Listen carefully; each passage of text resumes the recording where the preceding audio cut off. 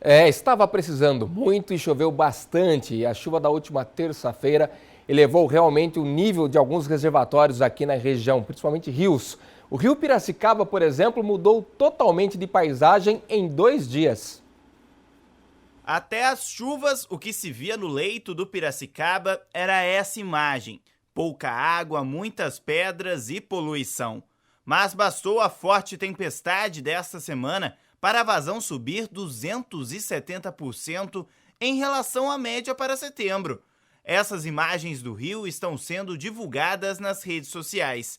O Departamento de Águas e Energia Elétrica da cidade registrou o volume do manancial em 230 mil litros de água por segundo na manhã de ontem. A cidade registrou 57,8 milímetros de chuva na terça-feira, segundo o levantamento do posto meteorológico da Exalc. A profundidade está em mais de 2,8 metros. A máxima registrada no rio Piracicaba em setembro de 2014 era de 1,70. Mas mesmo com os níveis das represas subindo um pouquinho, pelo menos, né? Tem cidade que acho que está fazendo a coisa certa, viu? Não está afrouxando, não, o racionamento. É o caso de Araras. A situação da principal represa que abastece a cidade só se normalizou porque o Saema intensificou a captação de água do rio Mogi Guaçu.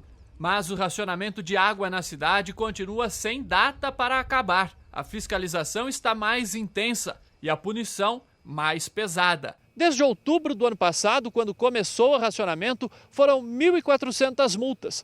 Mas em agosto deste ano, o valor ficou mais salgado. Passou de R$ 127 para R$ 510 reais. Porém, apenas 15 munícipes foram autuados com o novo valor. Araras é a cidade do interior que mais multou durante a crise hídrica. De acordo com o jornal Folha de São Paulo, em Aguaí as multas começaram em 2013. Até agora foram 500. Vinhedo já pune quem desperdiça água desde 2007. De lá para cá foram apenas 20 autuações. Em Orlândia foram mais de 700 multas em um ano. Mas a infração é bem mais barata, apenas R$ 100. Lembrando que a pessoa que foi autuada a R$ 120 lá atrás, hoje numa segunda atuação ela vai ter uma multa de R$ 1.020. 8 equipes da autarquia responsável pela água e esgoto em Araras fiscalizam o desperdício a partir de denúncias da própria população. O atendimento é 24 horas por dia pelo 0800. Até um aplicativo de celular foi criado para ajudar nas denúncias. A multa é fotografada, tá ok? Não é, se for, tem pessoas que usam realmente, reutilizam a água através da água que lavou a roupa, tal. Aí a gente pede, né, licença, se a pessoa deixa a gente entrar para ver qual a água que está sendo utilizada. Os 240 funcionários estão autorizados a multar. Mas boa parte dos moradores não sabem que a multa está mais cara. E as opiniões são divididas. Agora aumentou no fim do mês passado para R$ 510. Eu acho muito alto e desnecessário. Eu acho que é errado porque no centro não tem multa, só tem na Zona Leste. Só nos bairros? Só nos bairros, no centro não multa. Do preço que estava, tinha muitas pessoas ainda não respeitando e desconsiderando. Por favor. Por quê? Porque assim todo mundo se conscientiza, né, de não gastar.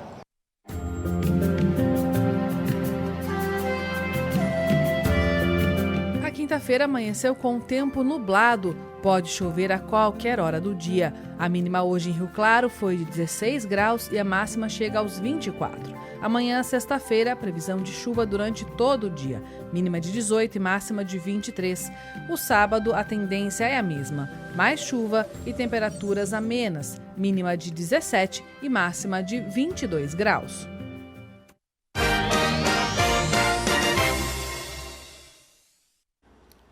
Doutor Antônio Carlos Gregato, a situação não está fácil na política, né? Tudo bem? Tudo bem, graças a Deus. Tudo jóia. Olha, o Brasil aí recebeu uma avaliação ontem, né, doutor? Na parte econômica, um órgão aí internacional avaliou que o Brasil está na fase de especulação, nível de especulação na questão econômica. Isso repercutiu muito mal, o dólar chegou hoje de manhã a mais de R$ 3,90.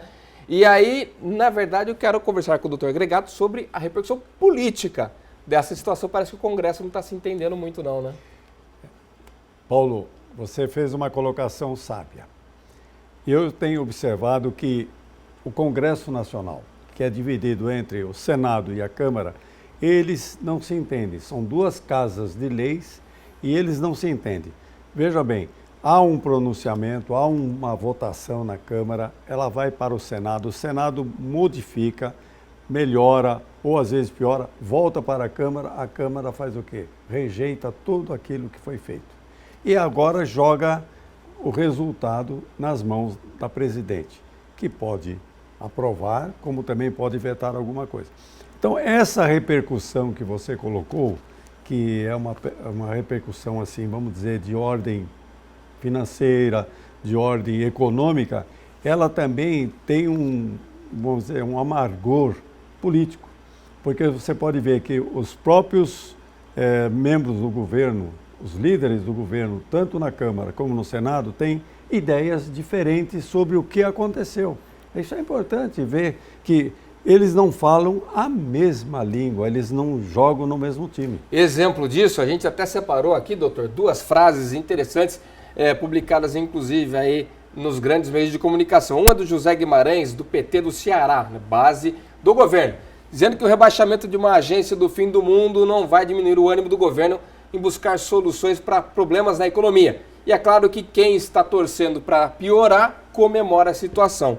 Isso, deputado federal. Agora, no Senado, um senador do PT também, da Bahia, disse que essa perda do grau de investimento é muito ruim para o Brasil e que é preciso mudar de atitude. E ele cita, inclusive, que a crise assusta menos ele do que a falta de uma atitude para contornar a crise. Quer dizer, própria base, governo e Câmara não se entendem. É aquilo que nós dissemos há pouco.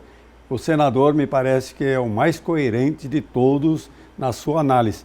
Veja a diferença de interpretação dele com o deputado que é o líder do governo na Câmara. Então, a própria base a própria base do governo, né? Ela não se entende. Então, eles não estão falando a mesma linguagem. Isto está abrindo o quê? Um espaço muito grande para a oposição atacar. E eles não estão aceitando o ataque da oposição. E eles precisam se entender. Eu vejo que essa situação criada com esse rebaixamento, talvez abra aí uma discussão política muito grande, porque o Brasil não pode ser rebaixado para o que ele foi, para um país de investimento perigoso. Ninguém vai investir num país que está nessa situação. E aí complica. Doutor, mais uma vez, muito obrigado pela sua participação aqui no Rio Claro Notícias. Até a próxima quinta. Até a próxima quinta. A seguir, nós vamos falar de redes sociais novamente com a última reportagem da série. Hoje a gente vai falar dos idosos online aí. E mais, casal pé na estrada estão com uma lua de mel diferente nos planos para esse ano. Já, já.